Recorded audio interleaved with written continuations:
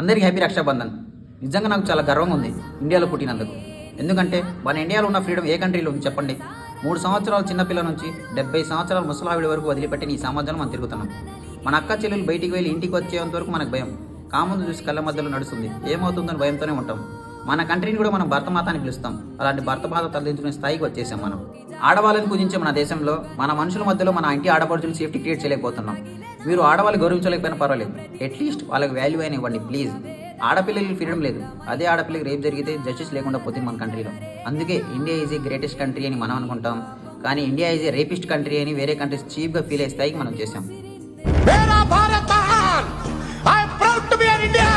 ఇంటి బయట ఆడుకునే 6 ఏళ్ల పిల్లని, స్కూల్కి వెళ్లే 10 ఏళ్ల అమ్మాయిని, ఇంట్లో ఉండే 25 ఏళ్ల తల్లిని, మంచాన పట్టు 60 ఏళ్ల ముసలమ్మను కూడా వదలట్లేదు వీళ్ళు. వాళ్ళు వీళ్ళని ఏం టెంప్ట్ చేస్తున్నారు యువర్ ఆనర్?